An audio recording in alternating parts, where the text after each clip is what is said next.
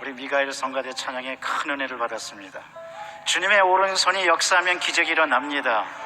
우리 오른쪽 왼쪽 있는 분에게 서로 인사하시겠습니다. 주님의 오른손이 있습니다. 한 번 더 인사하시겠습니다. 그러니 걱정하지 마세요.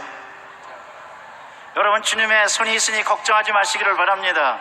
주님의 손이 여러분을 붙들어 주실 것입니다. 가정과 자녀들을 붙들어 줄 것입니다. 직장과 일터와 앞날을 붙들어 주실 것입니다. 우리 주님의 오른손을 생각한다면 우리가 약해질 이유가 없습니다. 주님은 우리의 기도를 들어주시고 우리와 함께 해주시기 때문에 그렇습니다. 이러므로 우리 다 같이 이제 통성으로 기도하는데, 기도하기 전에 주님의 오른손을 생각하면서 내가 약해질 때 하나님 나를 강하게 하여 주시옵소서. 우리 약할 때 강함 대신에 찬양한 다음에 주여 3번 외치고 주님의 오른손을 우리 가정과 아이들에게 지켜달라고, 나라와 민족 지켜달라고, 오늘 예배를 지켜달라고, 나를 지켜달라고 우리 다 같이 통성으로 기도합니다. 약할 때 강한 대신에 나의 보배가 되신 주 나의 모든 것, 주 안에 있는 보물을 나는 포기할 수 없네. 주 나의 모든 것,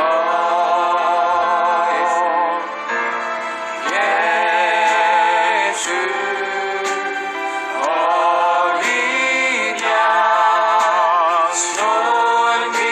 존귀하니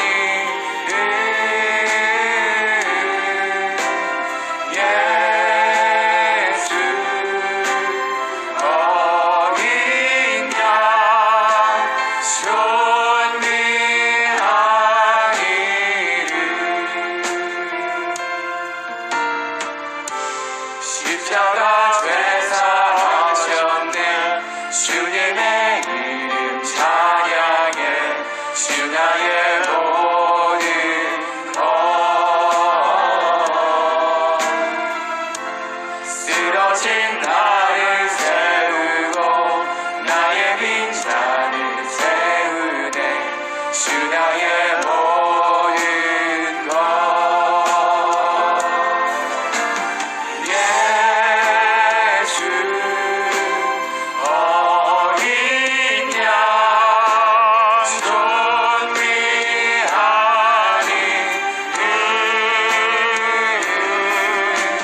예수 어린 양 두 손 들고 존귀하니 찬양합니다.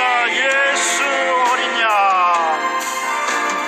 예수 어린 양 존귀하니 예수 어린 양 존귀하니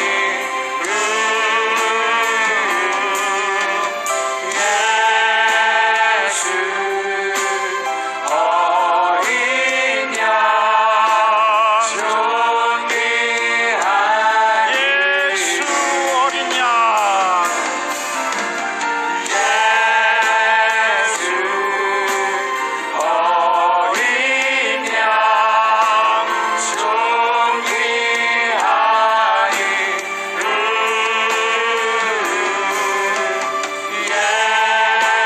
예수 어린 양 존귀하니 예수 어린 양 존귀하니 주여 3번 외치고 통성으로 기도합니다. 주여 주여 주여 하나님 감사합니다.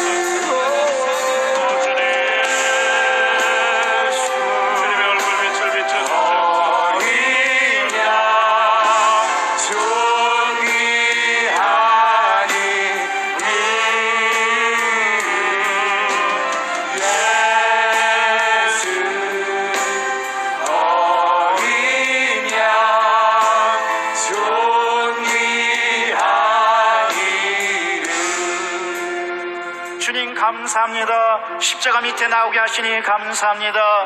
은혜 보좌 밑에 나오게 하시니 감사합니다. 주님 앞에 나오게 하시니 감사합니다. 나오는 모든 백성들, 모든 성도들 주님 받아 주시옵소서. 받아 주시고 모든 죄를 용서하여 주시며 받아 주시고 아버지 능력을 부어 주시고 받아 주시고 앞날을 열어 주시옵소서. 주님의 오른손이 우리에게 있다는 것을 알고 감사하면서 살게 도와 주시옵소서. 이 시간에도 성령을 통해 주님의 오른손이 역사할 줄로 믿습니다. 함께하여 주옵소서. 우리 구주 예수 그리스도 이름으로 기도드리옵나이다. 아멘. 서로 인사합니다. 기도대로 됩니다. 약해질 때 어떻게 할까요? 이런 제목으로 함께 은혜를 나누고자 합니다. 여러분, 요즘 이 시대는 참으로 가슴이 약해지는 시대에 우리가 살아가고 있습니다. 들려오는 소식이 그렇습니다. TV에서, 신문에서 국제적인 분쟁을 비롯해서 테러와 그리고 온갖 흉한 소식들이 얼마나 우리의 삶을 위협하고 있는지 모릅니다. 그런 소식을 들을 때마다 우리는 약해집니다. 특별히 사람이 충격을 받고 트라우마에 빠지면 전에보다도 심약해집니다. 멘탈 붕괴라는 말이 있습니다.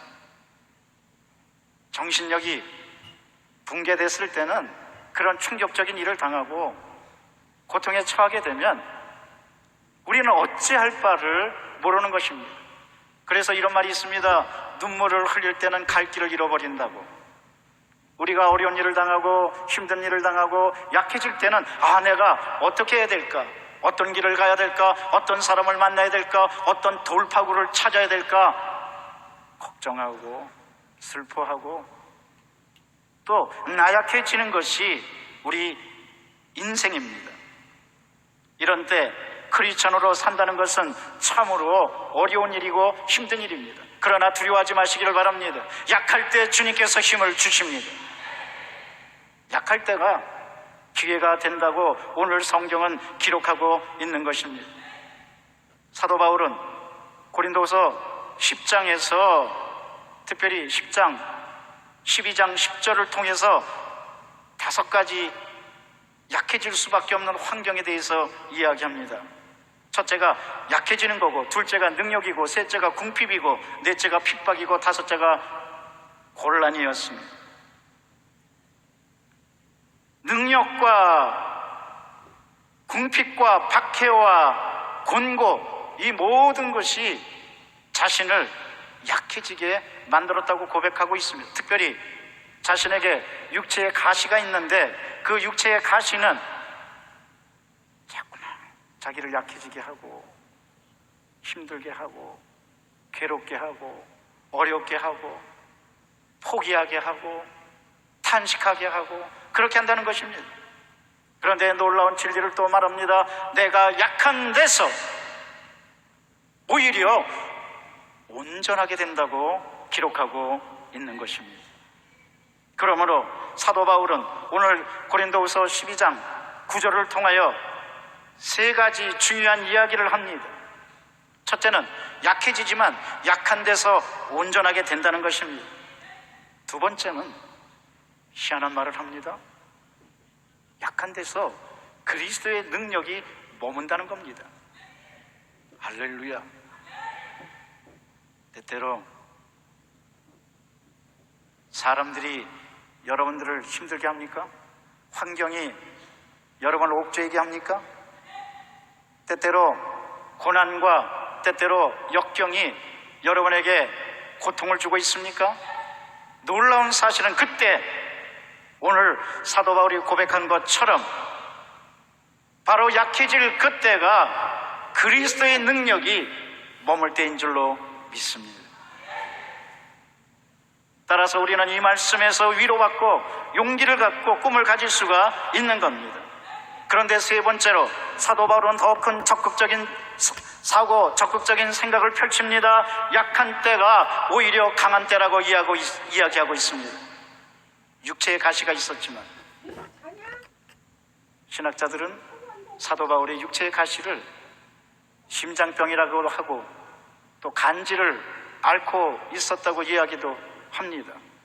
그러나 치명적인 질병인 것만큼은 틀림없습니다. 눈이 아주 나빠가지고 눈이 쇠약해져서 어려움을 겪고 있었다고도 말합니다. 뭔가 분명하진 않지만 기록엔 없지만 그러나 어떤 질병이 사도 바울에게 그렇게 힘들게 했는지 육체에 가시가 생겨가지고 이것을 벗어나게 해달라고 기도했는데 오히려 주님께서는 사도 바울에게 약한 데서 오히려 온전해지고 약한 데서 그리스도의 능력이 머물고 약한 데서 오히려 강건해지니까 은혜라는 겁니다. 더 믿음을 가지라는 겁니다. 때때로 사람이 여러분을 힘들게 합니까? 물질 때문에 자존심이 상합니까? 아니면 자녀 문제 때문에, 직장 문제 때문에, 앞날 때문에 자꾸 마음이 약해집니까? 이런 때 여러분 기억하시기를 바랍니다. 약한 데서 우리는 온전한 믿음을 갖게 됩니다. 두 번째로 바로 약해진 그때 그리스도의 능력이 우리에게 머문다는 사실을 잊지 마시기를 바랍니다. 셋째가 더 중요합니다. 약한 때 오히려 강건하게 되니까 이런 때 힘을 가지라는 겁니다. 여러분 약해질수록 믿음을 굳건하게 하시기를 바랍니다. 약해질수록 기도를 굳건하게 하시기를 바랍니다. 약해질수록 성령 충만하시기를 바랍니다. 그러면 빅터 프랭클린의 말대로 고난의 의미를 찾으면 더 이상 고난이 아니라고 그랬습니다. 여러분 우리가 약해질 때 그 의미를 찾고 약해질 때 주님께 가까이 한다면 더 이상 약해지는 것이 아니라 그 약함을 통하여 우리는 성장하고 약함을 통하여 축복받을 줄로 믿습니다. 컴플렉스가, 열등의식이 오히려 우리에게 큰 힘을 주고 사람이 열등의식과 핸디캡이나 컴플렉스를 가지면 둘로 나눠집니다. 어떤 사람은 그 미궁에서 헤어나지 못합니다. 그러나 그것을 도약의 디딤돌로 삼고 나간다면 오히려 큰 역사가 일어나는 겁니다. 이 세상에서 가장 아름다운 향수는 앰버그리스라고 향유 고래 등에서 나오는 향수입니다. 그런데 앰버그리스 물질이 어떻게 나오느냐? 고래 등이, 향유 고래 등이 썩어가지고 썩어서 고름이 나오는데 그것이 가장 아름다운 향수가 된다는 거예요. 우황청심환도 소가 위에 병을 앓고서 나오는 명약이 우황청심환입니다. 약해질 때, 고난과 아픔이 겹칠 때 여러분 거기서 탄식하고 절망하지 말고 하나님의 섭리가 있겠구나, 하나님이 여기서 나와 함께 하셔서 좋은 일이 생기겠구나, 오히려 이 약함과 절망이 변하여 좋은 소식이 되겠구나. 이 세상에서 성형 수술, 성형외과를 제일 먼저 만든 사람은 영국의 플래트 경입니다. 플래트 경은 어렸을 때 굉장히 약했습니다. 병을 앓고 있었습니다. 그것이 열등의식이었습니다. 그런데 그 아버지가 늘 이렇게 말했습니다. 얘야, 너는 네가 앓고 있는 질병을 너의 별로 만들어라. 그래서 의사가 돼서 오히려 많은 사람들을 고쳐주거라. 자기의 열등의식과 결함 때문에 오히려 거기에 대해 관심을 갖게 되고 성형에 대해서 생각하게 돼서 오늘날 성형외과를 창출한 사람이 바로 영국의 플래트경인 것입니다. 여러분, 우리가 때때로 약해진다고 그러고 어려워진다고 그러고 힘들어진다고 그러지만 그러나 가만히 본다면 거기에 하나님의 은혜가 있습니다. 거기에 축복의 시작이 있습니다. 끝이 아닙니다. 종말이 아닙니다. 하나님의 은혜의 시작인 것입니다. 약해질 때 그러면 우리가 어떻게 해야 되겠느냐? 오늘 하나님의 교훈 3가지를 살펴보고자 합니다. 첫째로 우리는 약해질 때 오히려 성령 충만해야 되겠습니다. 왜? 약해질 때 하나님께서 능력이 머무는 시기라고 사도 바울은 고백하고 있습니다. 하나님의 능력이 머문다는 건 뭡니까? 성령 충만한 것입니다. 약해질수록 여러분 성령의 사람이 되시기를 바랍니다. 하나님의 성령이 임한다면 우리는 모든 약함과 연약함을 이겨나갈 수가 있는 것입니다. 제자들은 예수님께서 부활 승천하시고 난 다음에 약해졌습니다. 마가 요한의 다락방에서 약한 마음에서 기도할 때 성령이 임했습니다. 하나님의 성령이 임하니까 제일 먼저 일어나는 징조가 권능입니다. 성령이 임하면 능력 있는 증인이 되는 겁니다. 그래서 유다와 사마리아와 나아가서 땅끝까지 이르러 주의 증인이 될 수 있는 것입니다. 성령이 임하면 제일 먼저 임하는 것이 능력이고 권능입니다. 그래서 우리는 모든 약한 것을 극복할 수 있는 것입니다. 제자들은 마음이 굉장히 약해져 갖고 어쩌면 마가 요한 다락방에서 숨어 살았는지도 모릅니다. 그런데 그들이 할 수 있는 것은 하나였습니다. 기도였습니다. 어떤 기도였습니까? 성령 충만한 기도였습니다. 때때로 하나님께서 여러분의 고난과 아픔을 주시는 것은 바로 마가 요한의 다락방에서 기도하라는 겁니다. 어떤 기도입니까? 성령 충만을 받으라는 겁니다. 약해졌을 때 성령으로 충만한다면 우리는 그 모든 약함을 극복하고 나갈 수가 있는 겁니다. 어떤 기업인이 좌우명이 뭐냐고 그러니까 빌보서 4장 13절이라고, 내게 능력 주시는 자 안에서 내가 모든 것을 할 수 있느니라. 그것을 빌사 13이라고 그럽니다. 빌보서 4장 13절이에요. 내게 어떤 사람이 능력을 줍니까? 누가 능력을 줍니까? 어떤 분이 능력을 줍니까?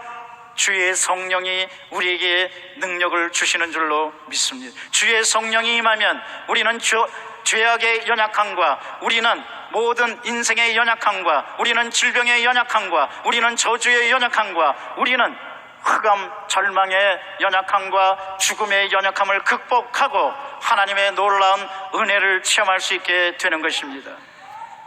성령은 우리를 도와주시기 위하여 언제나 우리와 함께 주시는 분, 성령님은 위로자시며 성령님은 지혜자시며 성령님은 선결자시며 성령님은 능력자이십니다. 성령님은 우리를 인도해 주시는 위대한 목자가 되십니다. 성령님은 우리 곁을 결코 떠나시지 않습니다. 그래서 예수님께서는 십자가에서 죽으시기 전에 제자들에게 말합니다. 내가 너희를 고와 같이 버려두지 아니하고 부에서 성령과 더불어 영원히 함께 하리라. 다른 사람들이 다 여러분을 떠나도, 환경이 여러분에게 등을 돌려도, 그래서 점점 약해져도 성령님은 여러분 곁을 결코 떠나시지 않습니다. 여러분과 동행하십니다. 여러분을 지켜주십니다. 여러분의 앞날을 열어주십니다. 여러분에게 능력을 부어주십니다. 성령 충만한 사람은 그러므로 모든 것을 다 극복하고 승리하게 되는 것입니다. 골리앗이 나타났을 때 유다 공동체는 떨었습니다. 이스라엘 공동체는 떨었습니다. 약해졌습니다. 그런데 약해지지 않는 사람이 있었습니다. 그것은 소년 다윗이었습니다. 소년 다윗은 문제를 보고 약해지지 않았고 문제의 정면 돌파해서 한순간에 골리앗을 무너뜨립니다.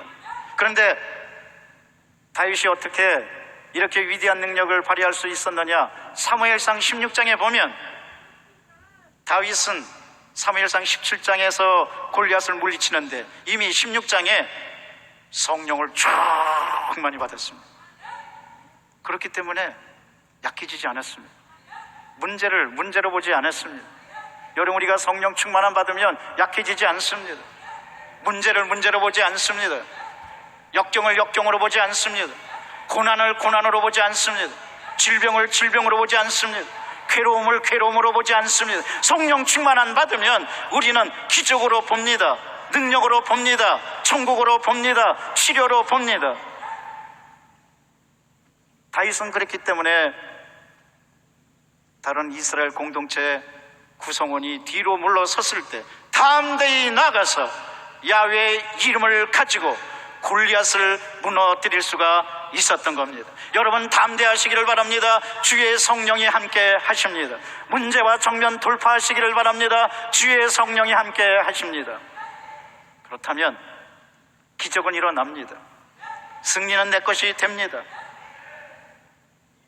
때때로 약해질 때 뒷걸음치지 마시고 성령 충만함 받으시기를 바랍니다. 가장 시급한 문제는 성령 충만입니다. 어떻게 성령 충만 받습니까?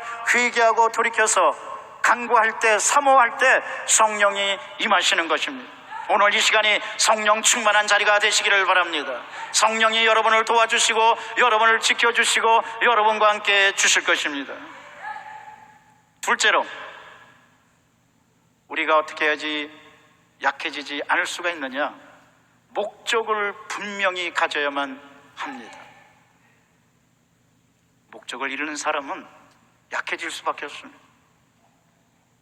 정체성에 혼란이 생기니까, 내가 뭘 할 줄 모르니까 충격을 받고 고난을 받으면 금방 의지가 꺾이고 탄식부터 나오고 절망하게 되고 모든 것을 부정적으로 봅니다.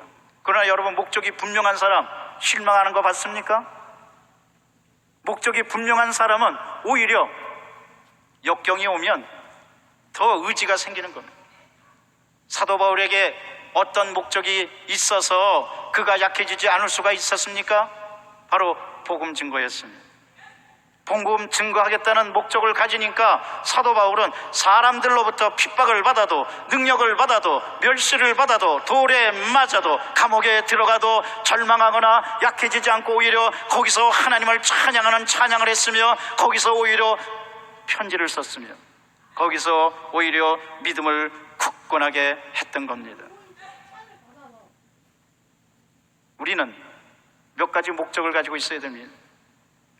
첫째는 하나님께 영광이며, 둘째는 복음 증거며, 셋째는 예배며, 넷째는 전도며, 다섯째는 선한 일이며, 여섯째는 크리스찬답게 사는 일이며, 일곱째는 하나님의 천국을 바라보면서 소망을 결코 놓지 않고 주께 가까이 나가는 것입니다. 목적을 잃어버리면 모든 걸 다 잃어버립니다. 빈자로는 서 있지 못합니다. 사도 바울이 그렇게 매를 맞고 감옥에 들어가도 끝까지 의지를 꺾지 않았던 것은 분명한 목적, 그것이 있었기 때문인 것입니다. 여러분, 돈에 목적을 두지 마시고, 사람에게 목적을 두지 마시고, 하늘나라에 목적을 두시기를 바랍니다. 이 세상의 것은 다 사라집니다. 내가 그렇게 기대했던 것 다 없어집니다. 내가 그렇게 자랑했던 것 다 사라집니다. 그러나 하늘나라는 영원합니다. 주의 복음은 영원합니다. 예배는 영원합니다. 기도는 영원합니다. 선한 사업은 영원합니다. 빛과 소금은 영원합니다. 우리는 이 목적을 분명히 가지고 어떤 일을 하든지 주의 영광을 위해서 살아간다면 고난은 더 이상 고난이 아닙니다. 역경은 더 이상 역경이 아닙니다. 약함은 더 이상 약함이 아닙니다. 오히려 요즘 그런 말을 합니다. 전의를 불태우게 되었다고. 어떤 사람이 그렇게 연약해 보이는데 고난을 당하고 시대가 잘못돼가지고 이 사람이 오히려 전사가 됩니다. 평소에 연약했던 여성이 자녀를 뜻하지 않게 잃어버린 다음에 이 사회 구조가 잘못됐다는 것을 알고 정면에 나가서 사회 구조를 바꾸려고 나가다가 사람들이 아니 연약해 보이는데 어떻게 합니까? 이렇게 말합니다. 시대가 나를 전사로 만들었다고. 여러분, 고난이 오히려 여러분을 전사로 만듭니다. 핍박하는 사람들이 오히려 여러분을 전사로 만듭니다. 역경이 전사로 만듭니다. 우리는 어떤 전사여야 합니까? 우리는 단순히 감정적인 전사나 우리는 단순히 내 욕심의 전사가 아니라 우리는 하늘나라 전사가 되어야만 할 것입니다. 그렇다면 모든 것을 하나님의 영광의 목적을 두고 주를 위해서 살아가고 그 목적을 향해서 선한 일을 하고 그 목적을 향해서 기도하고 그 목적을 향해서 온갖 정열을 다 바친다면 믿으시기 바랍니다. 역경은 변하여 축복이 됩니다. 왜? 하나님이 알아주시니까 이렇게 선한 목적을 분명히 갖고 있구나. 그렇다면 내가 축복해 주어야지.